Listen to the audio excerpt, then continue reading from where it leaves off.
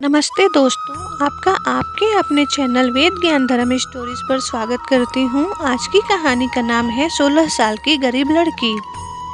एक गांव में एक छोटा सा परिवार रहता था। उस परिवार में एक लड़की अपने माता पिता के साथ रहती थी। उसका नाम रोहिणी था। रोहिणी के माता पिता बहुत गरीब थे। उसके पिता मजदूरी का काम करते थे। मुश्किल से 2 वक्त का खाना मिल पाता था। रोहिणी को खाने पीने का बहुत शौक था। वह हर दिन अपनी माँ से कहती, माँ आज कुछ अच्छा बनाओ। उसकी माँ उसको समझाती कि बेटा हम बहुत गरीब लोग हैं, 2 वक्त का खाना भी मुश्किल से जुट पाता है। रोहिणी को उसकी माँ समझाती कि बेटा तुम अच्छे से पढ़ाई करो, पढ़ाई करके तुम अच्छी नौकरी करोगी, तुम हर दिन अच्छा खाना खा पाओगी। पर रोहिणी का मन पढ़ाई में नहीं लगता था। एक दिन उसने दूसरे बच्चों को पिज्ज़ा खाते हुए देखा तो घर में आकर जिद करने लगी कि माँ पापा मुझे भी पिज्ज़ा खाना है। उसके पापा ने कहा पिज्ज़ा क्या होता है? उसने कहा कि पिज्ज़ा बड़े दुकान में मिलता है, वो गोल रोटी की जैसी होती है, उस पर सब्जियाँ डाल के पकाई हुई रहती है। तो उसकी माँ ने कहा कि बेटा बड़े दुकान में वह बहुत महंगी होगी, मैं तुम्हारे लिए घर पर ही बना दूंगी, बस रोटी के ऊपर सब्जियां रख के ही तो बनानी है। रोहिणी ने बोला नहीं, मुझे वही दुकान वाली पिज्ज़ा खानी है। फिर उसके पापा ने एक तरकीब लगाई और रोहिणी से बोले कि ठीक है बेटा, हम तुम्हें वही महंगी वाली दुकान की पिज्ज़ा खिलाएंगे, लेकिन तुम्हें हमारी एक बात माननी होगी। रोहिणी ने पूछा कौन सी बात पापा? उसके पापा ने कहा कि तुमको अपनी पढ़ाई मन लगा के करनी होगी और तुम्हें अपने क्लास में टॉप करना होगा। अगर तुम परीक्षा में टॉप करोगी तो मैं तुम्हें उस महंगी वाली दुकान में ले जाऊंगा और तुमको जो खाना होगा खा लेना। रोहिणी ने कहा ठीक है, मैं कोशिश करूंगी। रोहिणी अब मन लगा के पढ़ाई करने लगी। रोहिणी के पापा शाम को जब मजदूरी करके आए तो अपने साथ एक मिट्टी का चूका भी लेकर आए। चूका मतलब पिगी बैंक। और उन्होंने कहा कि रोहिणी तुम इसे अपने पास रखो। अगले दिन रोहिणी के पापा शाम को मजदूरी करके आए तो उन्होंने रोहिणी को कुछ पैसे दिए और बोले कि तुम इन पैसों को अपने चूका में डाल दो। वो हर दिन कुछ पैसे रोहिणी को चूका में डालने के लिए देने लगे और बोले कि मैं तुम्हारे लिए अभी से पैसे जमा कर रहा हूँ, क्या तुम पढ़ाई में टॉप करने के लिए अच्छे से पढ़ाई कर रही हो? रोहिणी ने कहा हाँ पापा। कुछ महीनों के बाद ही रोहिणी का परीक्षा हुआ और परीक्षा में रोहिणी ने क्लास में ही नहीं बल्कि पूरे स्कूल में टॉप किया। उसके माता पिता बहुत खुश हुए और बोले कि तुम्हारी कड़ी मेहनत और सच्ची निष्ठा ने तुम्हें कामयाबी दिलाई है, तुम हमेशा इसी तरह ईमानदारी से मेहनत करते रहना। फिर रोहिणी की माँ ने रोहिणी के पिता से कहा कि आप आज रोहिणी को बाजार लेकर जाइए और रोहिणी को जो कुछ भी चाहिए वो दिला दीजिए।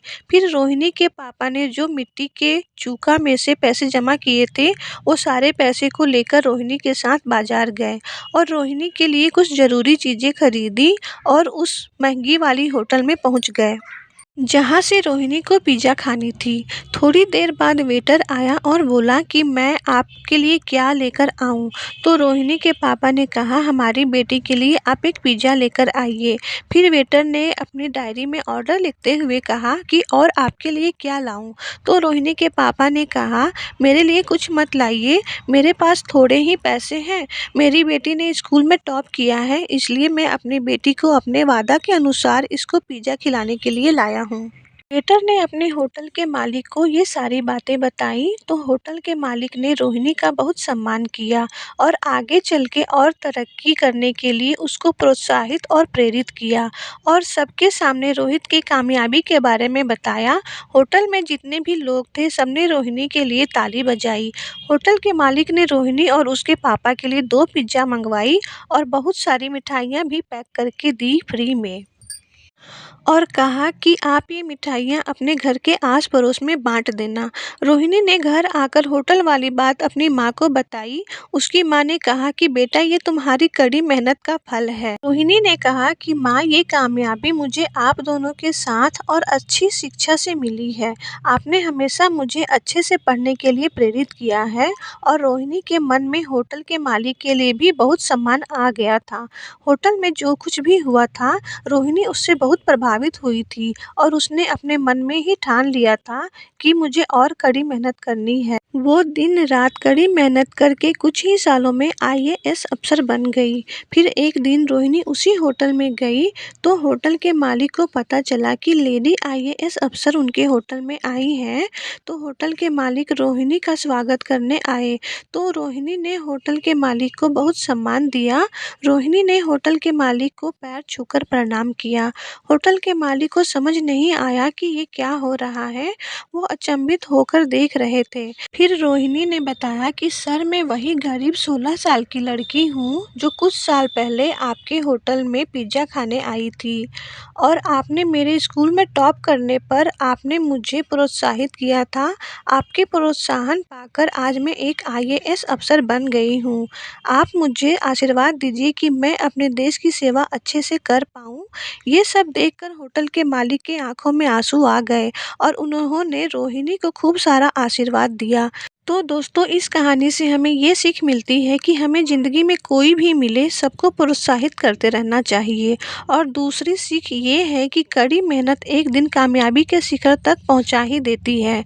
दोस्तों, कठिनाइयां और परेशानियां सबके जीवन में होती हैं। उन कठिनाइयों और परेशानियों को पार करके ही जो ऊंचाइयां हासिल करते हैं वही महान होते हैं। तो कोशिश करते रहिए, एक दिन कामयाबी ज़रूर आपके कदम चूमेगी।